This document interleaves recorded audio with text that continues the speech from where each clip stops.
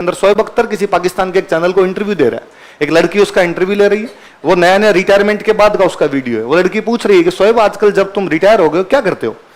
तो शोएब अख्तर कहता है कि आजकल मैं किताब पढ़ रहा हूँ। तो क्या बात करते हो, तुम तो किताबें पढ़ने का शौक भी रखते हो? उसने कहा हाँ मैं किताबें पढ़ता हूँ। तो आजकल कौन सी बुक पढ़ रहे हो? तो वो किसी एक राइटर का नाम बताता, मैं भूल रहा हूँ कि उस राइटर की बुक पढ़ रहा हूँ।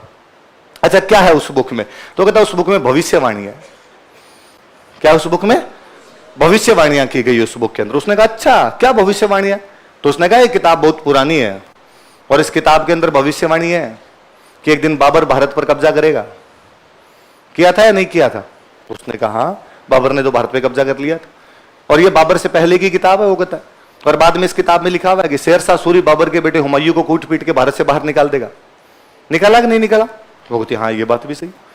बाद में वापस लिखा कि हुमायूं का बेटा अकबर बाद में भारत पर पुनः कब्जा करेगा। उसने क्या बात करते हो, सारी की सारी बातें लिख दी गई।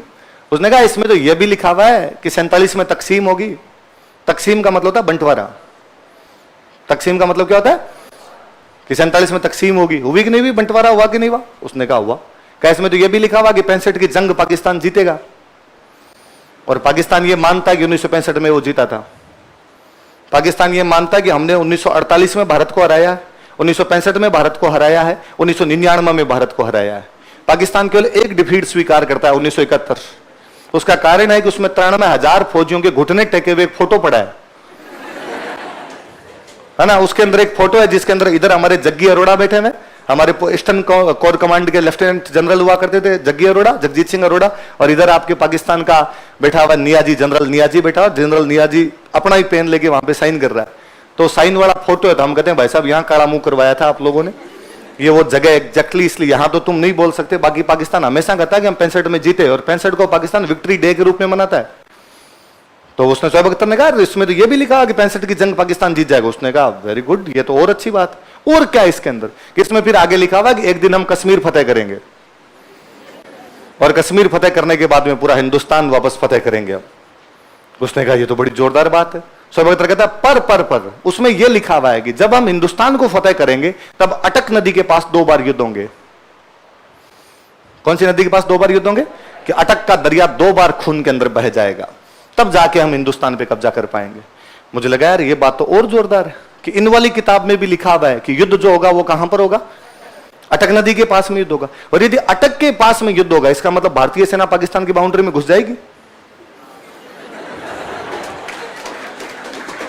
तो जैसे ही उधर शोएब अख्तर ने कहा उसको कि अटक के पास 2 बार युद्ध होगा और उसके बाद में हम सब तरफ कब्जा कर लेंगे, उस लड़की ने कहा आमीन। मतलब ऐसा ही हो कि अटक के पास 2 बार युद्ध और हम कब्जा कर ले। मैंने वापस कहा आमीन, कि मैं खुद चाहता हूं अटक के पास 2 बार युद्ध हो। अटक के पास हमारी सेना पहुंच गई तब तुमको भून के रुका दिया। इसका मतलब हम अटक के आसपास तक आए हैं। एक बार फिर हमारे बाजीराव पेशवा की जो ऊपर बैठी हुई पुण्य आत्मा होगी वो संतोष महसूस करेगी कि आने वाले मेरे वंशजों ने तो कम से कम मेरी उस बाउंड्री को पुनः प्राप्त किया जिसके बारे में मैं कह के आया था कि हमारा झंडा कहां से कहां के बीच होगा। बाजीराव ने एक बार नहीं कहा कि हमारा झंडा कटक से ईरान तक होगा। हमने एक बार नहीं कहा हमारा झंडा कटक से मिस्र तक होगा। हम कह रहे झंडा अटक से कटक है, क्योंकि हमारी बाउंड्री कौन सी थी उधर वाली? अटक। कौन सी बाउंड्री है? अटक। तो अटक अटका हुआ रहना चाहिए भारतीयों के सीनों में, तब तो मतलब ये बात का, वरना बाघा बॉर्डर को बाउंड्री मान के बैठे रहते तो माने रहिए। फिर लोग कहते हैं हिस्ट्री क्यों पढ़नी चाहिए? इसलिए क्योंकि हिस्ट्री जब नहीं पढ़ते तब तक बाघा बॉर्डर बाउंड्री है, जब हिस्ट्री पढ़ते हैं तब पता चलता है बाउंड्री क्या है।